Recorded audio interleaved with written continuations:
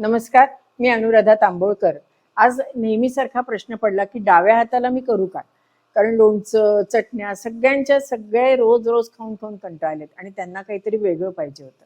आणि म्हणूनच आज आपण असे 3 वेगळ्या प्रकारचे पदार्थ बघणार आहोत, जे डाव्या हाताला आपण करू शकतो आणि नुसती पोळी आणि ते खाल्लं तरी सुद्धा चालू शकतं. मधल्या वेळेला मुलं शाळेतनं आल्यावर त्यांना पोळी आणि असे पदार्थ दिले तरी ते खुश होतात.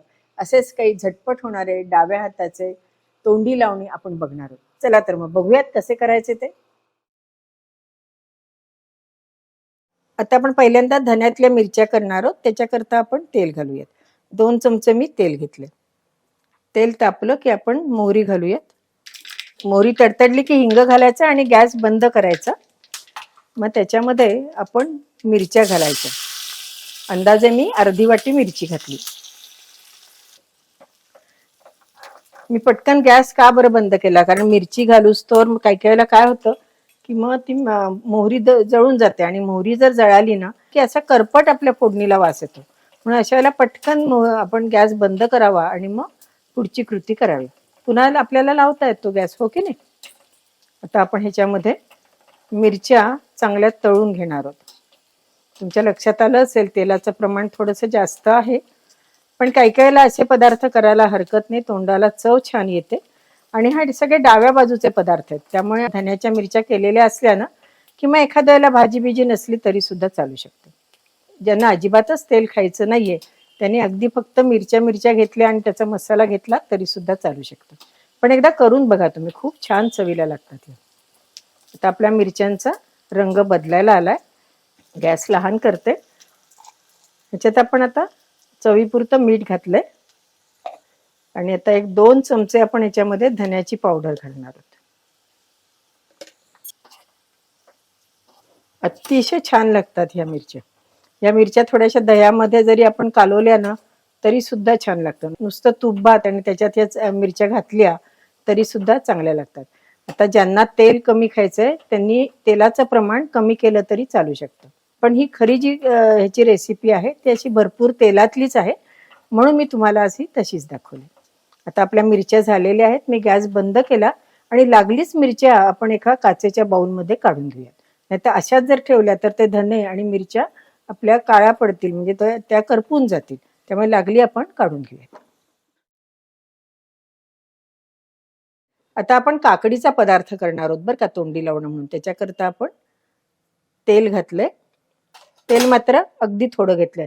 आपण धन्यातल्या मिरच्याला मात्र सरळ हाताने तेल घेतलं होतं.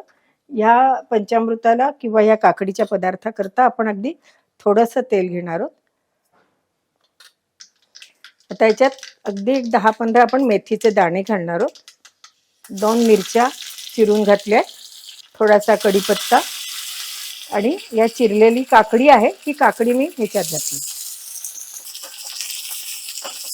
नेहमीच्या चटण्या, लोणचं खाऊन खाऊन आपल्याला थोडासा कंटाळा येतो. अशा वेळेला हे तोंडाला चव आणणारे असे वेगवेगळे जर पदार्थ केले की नाही तर अतिशय छान लागतात. विशेषतः पूर्वीच्या काळी संध्याकाळच्या जेवणामध्ये हे पदार्थ आवर्जून केले जायचे.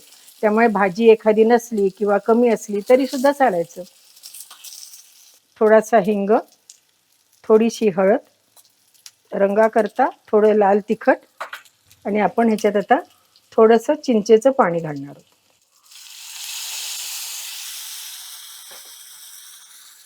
आता याच्यात आपण थोडा दाण्याचा कूट घालून घेऊयात. काकडीच्या स्वादाचं हे पंचामृत आहे ना, अतिशय छान लागतं. पंचामृत सुद्धा आपण किती प्रकारचे करतो. मिरचीचे करतो, नंतर सुक्या मेव्याचं पंचामृत करू शकतो, शिमला मिरचीचं, कारल्याचं, पेरूचं, काकडीचं. त्याच्यात आपण थोडीशी धन्याची पावडर घातली. अगदी 1 चमचाभर याच्यात गूळ घातलाय आणि आता चवीपुरतं मीठ घालूयात.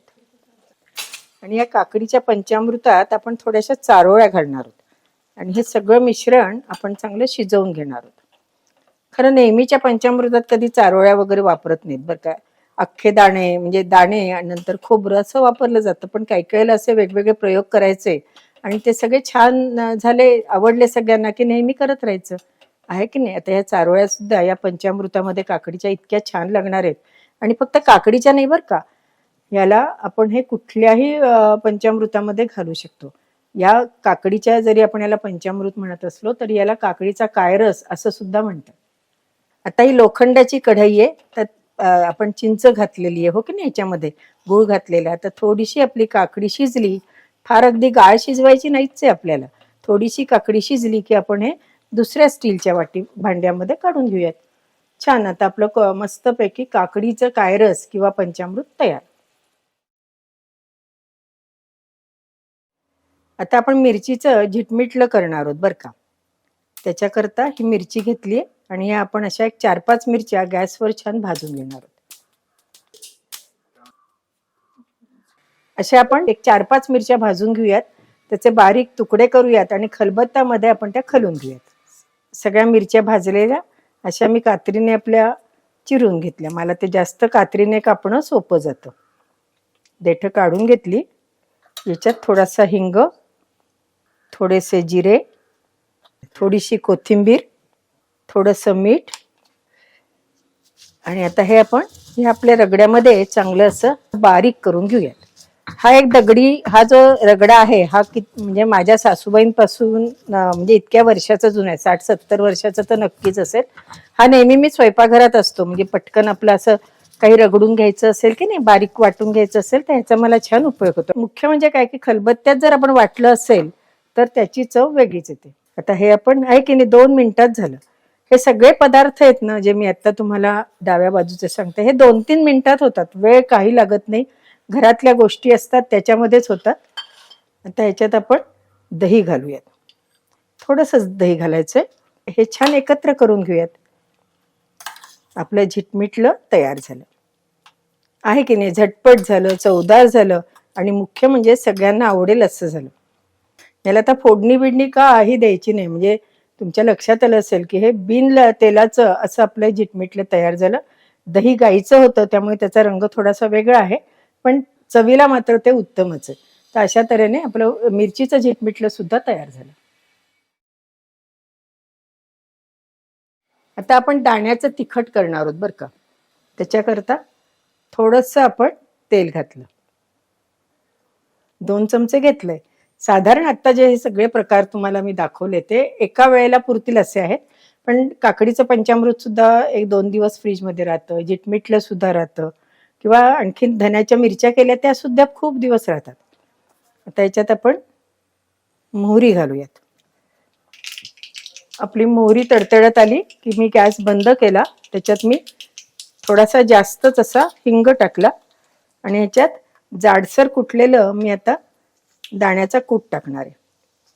अंदाजे 3 चमचे आपण ह्याच्यात दाण्याचा कूट घातला. तर मग आम्ही गॅस बंद केला होता कारण मोहरी जळायला लागली होती म्हणून. आता परत मी लावते.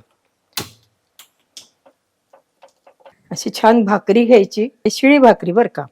हे दाण्याचं जे तिखट आहे ते त्याच्यावर पसरायचं, त्याच्यावर बारीक कांदा घालायचा, थोडी कोथिंबीर आणि चवीला आणखीन झिटमिटलं घेतलं तर उत्तमच.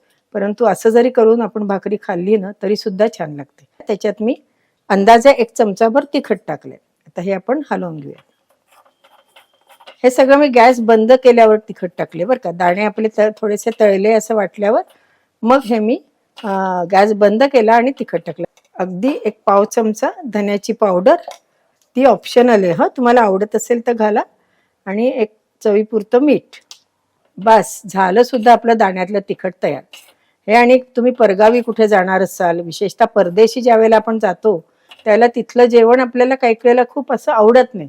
अशा वेळेला हे दाण्याचं तिखट जर आपण बरोबर घेऊन गेलो तर तिथे ब्रेड बरोबर किंवा कुठल्याही त्यांच्या पदार्थाबरोबर किंवा आपण इथून धपाटे वगैरे नेले असतील त्याबरोबर हे तिखट छान लागतं. मात्र त्यावेळेला तेलाचं प्रमाण मात्र कमी घ्या, म्हणजे ओघळ येणार नाही, दुसरं काही नाही. आता हे आपलं तिखट तयार झालं. हे आता वाटीत काढून घेऊ. आहे की नाही, अगदी सोपे आहेत की नाही पदार्थ, झटपट होणार आहेत. केव्हाही करा, सकाळी करा, संध्याकाळी करा, अगदी दुपारी मधल्या वेळेला मुलांना ही चटणी पोळी खायला दिली तरी सुद्धा सगळ्यांना आवडेल. नक्की करून बघा. अशा छान छान रेसिपी बघण्याकरता अनुराधा चॅनलला लाईक करा, शेअर करा आणि सबस्क्राईब करा. आणि हो, बेल आयकॉन दाबायला विसरू नका, कारण अनुराधा चॅनलवर अतिशय सोपे, पारंपरिक आणि झटपट होणारे असे पदार्थ आपण दाखवत असतो. धन्यवाद.